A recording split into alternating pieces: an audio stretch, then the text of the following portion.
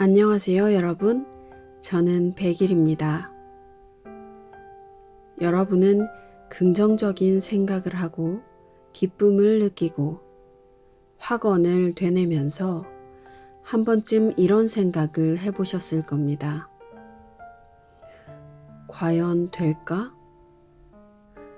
이게 지금 되고 있는 건가? 때로는 무언가 실제 이루어졌음에도 이것이 무엇으로부터 기인한 것인지 혹시 우연은 아닌지 의심하셨을지도 모릅니다. 그래서 오늘은 여러분의 생각이 실제 무엇을 이루어내는지에 대해 이야기해 보려고 합니다. 그것이 구체적으로 어떤 상태인지에 대해서도 들어보시고 꼭 시도해 보셨으면 좋겠습니다. 그럼 먼저 우리가 소위 비주얼라이징이라고 하는 또는 멘탈 리허설이라고 부르는 일에 대해 들어보겠습니다. 신경과학은 우리가 환경 속에 어떤 것도 변화시키지 않고 단지 생각을 달리하는 것만으로 뇌를 변화시킬 수 있으며 따라서 나의 행동과 태도, 믿음을 바꿀 수 있다는 사실을 입증했다. 우리는 머릿속 시연, 즉 어떤 행동을 하는 모습을 마음속으로 반복해 그려보는 정신적 시연을 통해서 뇌 속의 회로를 나의 목적에 맞게 재조직할 수 있다. 뇌는 생각을 실제하는 것처럼 만들어 그것이 이미 물리적 현실이 된 것처럼 느끼게 한다. 우리는 외부 세계에서 어떤 실제적인 경험을 하기에 앞서 뇌를 변화시킬 수 있다.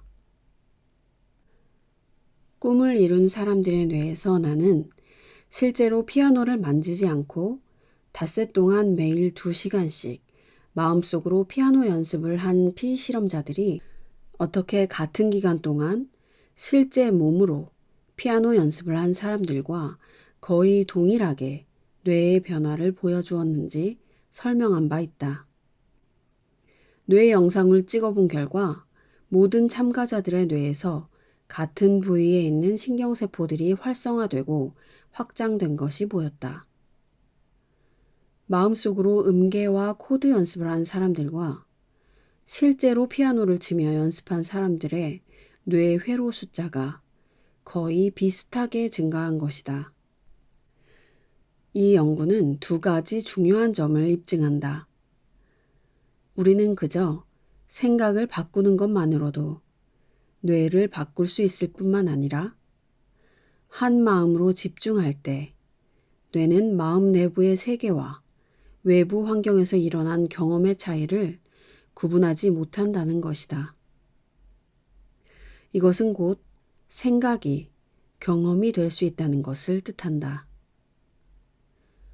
이러한 개념은 오랜 습관을 새로운 습관으로 대체하고자, 즉, 오래된 신경 연결을 끊어내고 새로운 네트워크를 만들고자 할 때 매우 중요한 역할을 한다.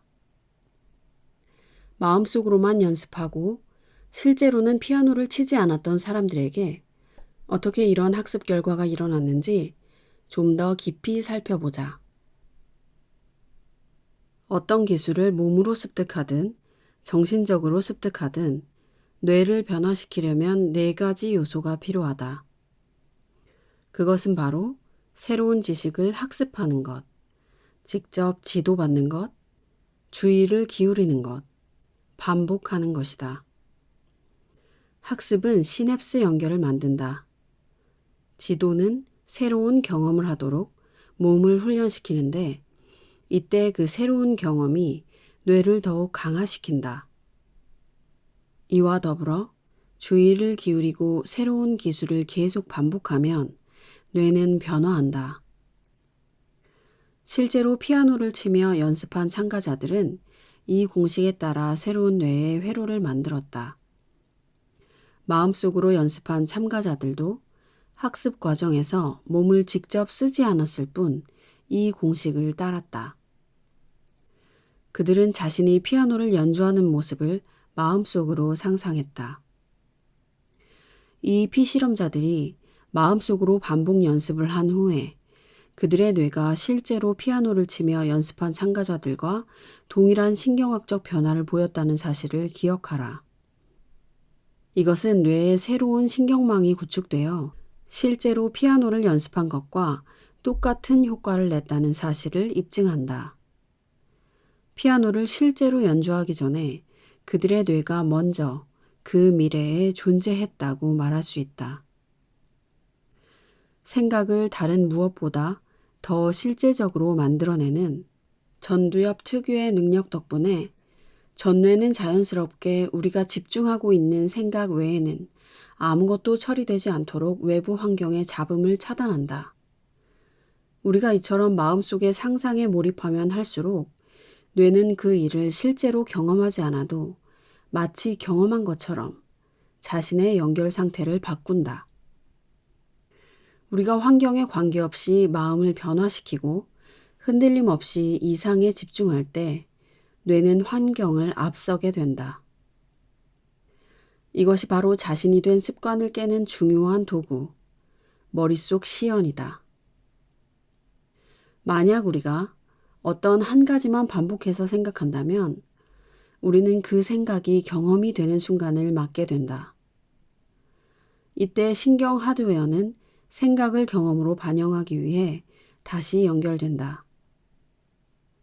이 순간이 바로 우리의 생각이 뇌를 변화시키고 그럼으로써 우리의 마음을 변화시키는 순간이다.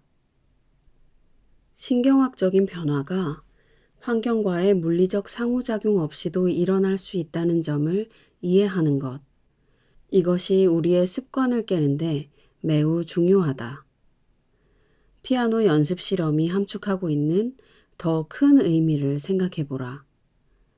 만약 이와 동일한 과정, 즉 머릿속 시연을 우리가 원하는 다른 일에도 적용한다면 우리는 구체적인 경험을 하기에 앞서 뇌를 먼저 변화시킬 수 있을 것이다. 만약 원하는 미래의 사건을 경험하기 전에 뇌를 변화시킬 수 있다면 사건이 현실화되기 전에 나의 의도와 행동을 일치시킬 적절한 신경회로를 만들 수 있다. 더 나은 생각과 행동과 존재 방식을 마음속으로 반복 연습함으로써 새로운 상황에 맞게 생리적으로 준비시킬 신경 하드웨어를 설치하게 된다. 여기에서 뇌의 하드웨어란 뇌의 물리적 구조, 해부학적 구조, 그리고 그 신경세포들을 가리킨다. 계속해서 자신의 신경학적 하드웨어를 설치하고 강화하고 다듬어 나간다면 그러한 반복의 최종 결과물로 새로운 소프트웨어 프로그램인 신경망을 만들게 된다. 마치 컴퓨터 소프트웨어처럼 이 프로그램, 예컨대 행동, 태도 또는 감정 상태는 이제 자동으로 작동된다. 지금까지 당신은 새로운 경험을 할 수 있도록 뇌를 준비시켰다. 이제 당신은 그 새로운 도전을 감당할 마음의 준비가 되었다. 마음을 바꿀 때 뇌가 바뀐다. 그리고 뇌가 바뀌면 마음이 바뀐다. 변함없이 확고한 신념으로 생각하고 행동할 때 외부의 악조건을 뛰어넘어 자신의 비전을 입증할 수 있다. 미래의 자신의 행동을 더 많이 상상할수록 새로운 모습으로 살아가기가 더 쉬워진다.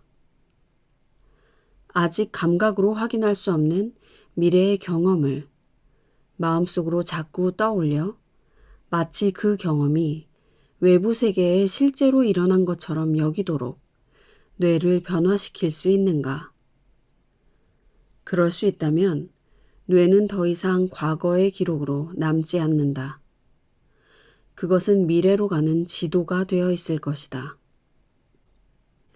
이제 다르게 생각함으로써 뇌를 변화시킬 수 있다는 것을 알았다. 그렇다면 실제로 바라는 상황이 일어나기에 앞서 어떤 경험을 이미 한 것처럼 보이도록 몸을 변화시키는 것도 가능할까?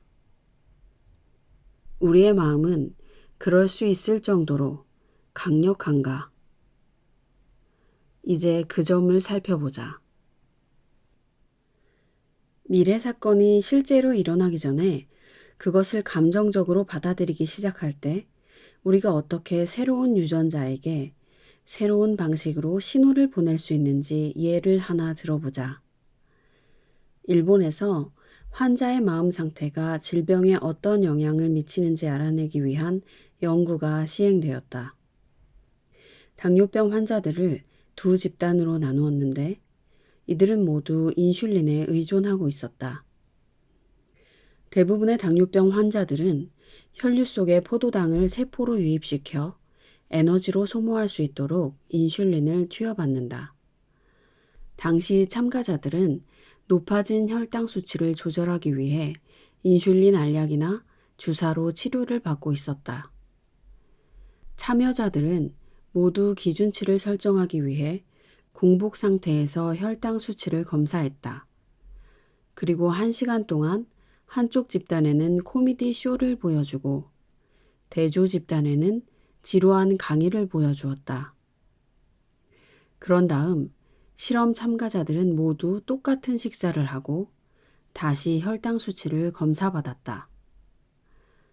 코미디 쇼를 즐긴 집단과 따분한 강의를 시청한 집단 사이에는 커다란 차이가 있었다.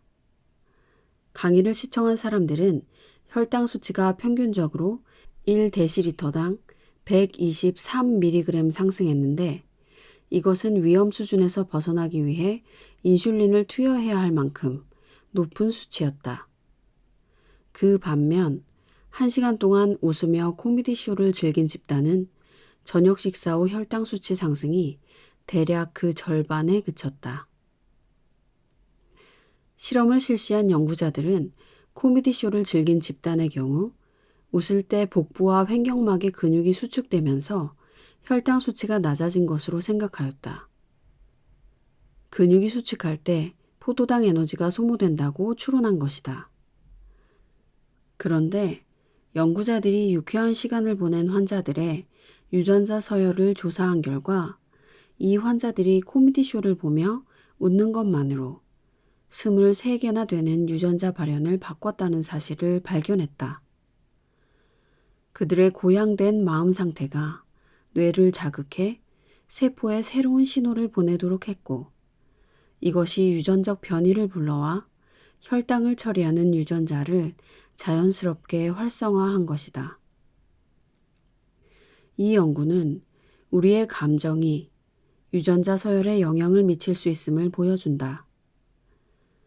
코미디 쇼를 보며 웃은 환자들은 새로운 감정으로 몸에 신호를 보내는 것만으로 몸속의 화학작용을 바꾸어 자신의 유전자 발현을 변화시켰다. 때로는 유전자 발현의 변화가 갑작스럽게 극적으로 나타날 수도 있다. 극도의 스트레스를 받은 사람이 하룻밤 사이에 머리가 허옇게 변했다는 이야기를 들어본 적이 있는가? 너무도 강한 감정적 반응을 경험한 나머지 단 몇 시간 만에 몸의 화학작용이 변하면서 흰머리 발현 유전자는 켜지고 정상적인 머리칼 발현 유전자는 꺼진 것이다. 감정적, 화학적으로 전과 다른 방식으로 유전자에 신호를 보냈고 그 결과 내부 환경이 바뀐 것이다. 앞장에서 이야기했듯이 미래의 어떤 사건을 머릿속 시연을 통해 반복해서 경험하면 그 사건이 실제로 펼쳐지기 전에 그것이 어떤 기분일지 느끼게 된다. 새로운 방식으로 생각함으로써 뇌 속 회로를 변화시키고 그것이 주는 감정을 미리 받아들일 때 우리는 몸을 유전적으로 변화시킬 수 있다. 양자장 속에 이미 존재하는 모든 잠재성 중 하나를 선택하라. 그리고 그것을 실제로 경험하기 전에 그 미래의 사건을 감정적으로 받아들여라. 몸을 새로운 마음에 감정적으로 길들이고 새로운 유전자에 새로운 방식으로 신호를 보내라. 그러면 원하는 잠재적 현실이 실제로 나타나기 전에 뇌와 몸이 물리적으로 변화할 것이다. 우리가 생각으로 뇌를 변화시킬 수 있다면 그것이 몸에는 어떤 영향을 끼칠까? 어떤 활동을 마음속으로 연습하는 간단한 과정을 통해 우리는 손가락 하나 까딱하지 않고도 많은 것을 바꿀 수 있다. 말 그대로 어떻게 손가락 하나 까딱하지 않고도 이런 일이 가능한지 예를 하나 들어보자. 1992년에 발간된 신경생리학 저널에 다음과 같이 참여자들을 세 집단으로 나누어 진행한 실험이 소개되었다. 첫 번째 집단은 4주 동안 한 번에 1시간씩 매주 5회에 걸쳐 왼손의 손가락 하나를 수축하고 이완하는 연습을 했다. 두 번째 집단은 첫 번째 집단과 똑같은 시간 동안 똑같은 연습을 하되 실제로 손가락 근육을 움직이지는 않고 마음속으로만 연습했다. 대조 집단에 속한 사람들은 실제 손가락을 움직이지도 않고 머릿속 시연도 하지 않았다. 결과를 비교해 보았다. 첫 번째 집단의 손가락 힘을 대조 집단의 손가락 힘과 비교했다. 다들 예상했겠지만 실제로 손가락 연습을 한 집단이 대조 집단보다 30% 정도 손가락 힘이 더 세졌다. 반복적으로 근육 운동을 하면 근력이 증가한다는 사실을 우리는 다 알고 있다. 그런데 예상하지 못했던 것은 마음속으로만 연습한 집단의 손가락 힘이 22%나 증가했다는 점이다.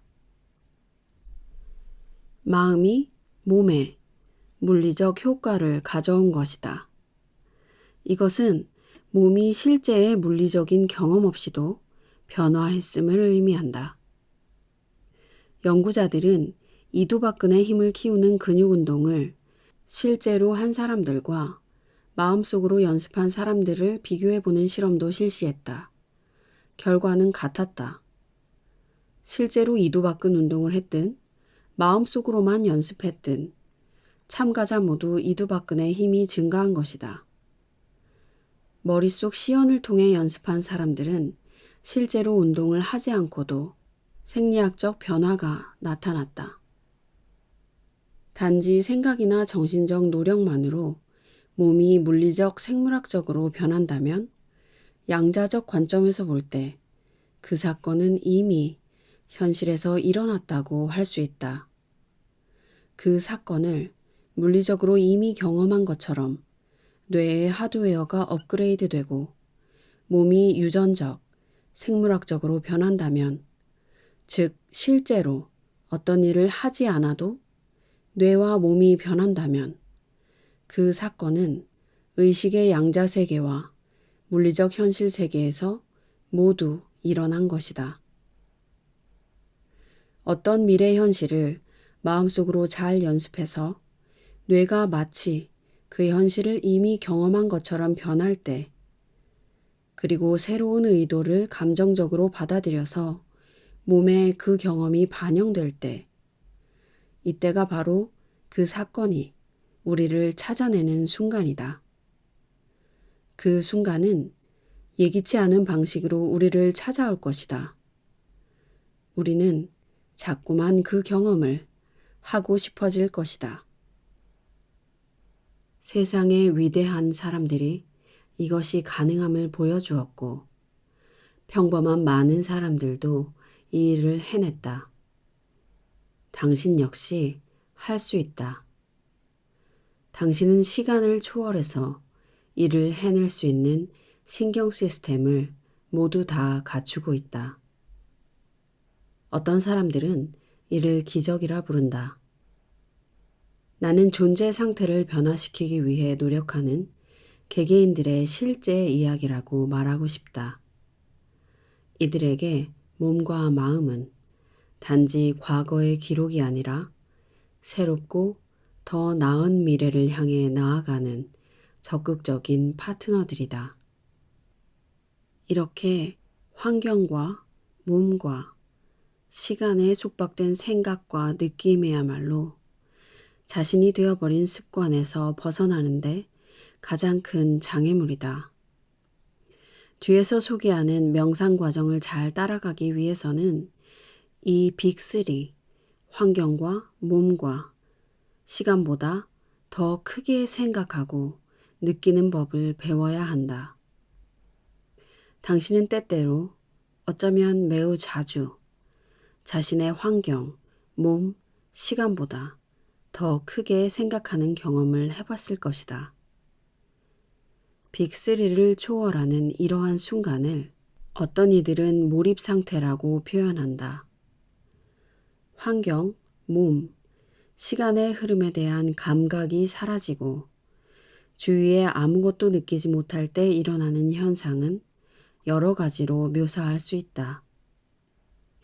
나는 여러 나라 사람들에게 강연을 하면서 창조적인 순간, 즉 자신이 하고 있는 일에 완전히 몰두하거나 아주 편안하고 긴장이 풀려서 마치 의식이 변성된 상태로 들어가는 듯한 순간을 묘사해 달라고 부탁하곤 했다. 이러한 경험은 보통 두 가지로 나뉜다. 첫 번째는 지고 체험이다. 이는 수도자나 신비가들의 경험과 비슷한 존재 상태에 이르는 초월적인 순간이라 할 수 있다. 두 번째는 일상에서 하는 몰입 경험이다. 영적인 체험과 비교했을 때 평범하게 느껴질 수도 있지만 그렇다고 중요하지 않은 것은 아니다. 일상에서 체험할 수 있는 몰입의 순간은 내가 이 책을 쓰고 있는 중에도 여러 번 일어났다. 이런 식의 몰입은 아마 당신도 경험해 보았을 것이다. 나는 환경, 몸, 시간이 모두 사라지는 것 같은 그런 순간을 경험하면 놀라울 만큼 상쾌한 기분을 느낀다. 글을 쓸 때마다 늘 그런 건 아니지만 두 번째 책을 완성하고 나서는 높은 진동 주파수와 함께 그런 몰입을 경험했다. 나는 훈련을 통해 이런 몰입 상태를 처음처럼 우연히 경험하는 것이 아니라 의도적으로 조절할 수 있게 되었다. 빅3를 뛰어넘어 이 같은 몰입의 순간에 쉽게 이룰 수 있을 때 우리는 과거의 마음을 버리고 새로운 마음을 창조할 수 있다. 지금 이 순간에도 어떤 사람들은 마음먹은 대로 현실을 창조하며 살아가고 있습니다. 습관이 아닌 행복을 선택하고 성공을 선택하며 그것을 꿈꾸고 받아들여 현실에 창조합니다. 병이 낫고 돈을 버는 정도는 아무것도 아니라는 듯이 자신의 삶을 개척하고 있습니다. 그리고 나머지 대부분의 사람들은 이런 이야기를 접한 후에도 아, 그렇구나 하고 다시 어제와 같은 오늘을 살아갑니다. 여러분은 어떤 삶을 사시겠습니까?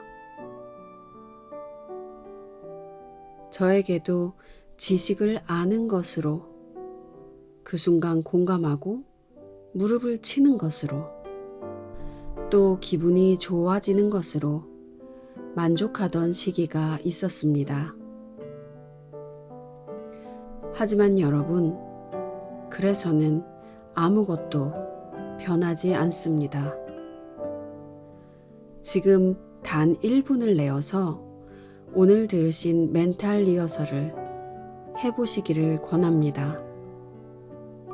내가 원하는 행복, 사람, 물질, 환경, 그 무엇이든 여러분은 얻으실 수 있습니다. 지금 이 영상을 멈추셔도 좋습니다. 단 1분을 내어서 시작해 보세요. 하면 할수록 여러분의 내일이 달라지는 걸 실감하실 수 있을 겁니다. 여러분, 제가 지난번과 이번 영상을 통해서 소개드린 내용은 이 책의 극히 일부분에 불과합니다. 과연 그래서 무엇을 극복해야 하는지, 정확히 어떤 상태를 몰입의 상태라고 이해해야 하는지, 어떤 마음과 방법으로 과거를 해결하고 새로운 삶을 꿈꿔야 하는지에 대해서도 상세히 다루고 있습니다. 특히 이 모든 과정의 실천법을 다루고 있는 마지막 부분을 적극 추천해 드리고 싶네요.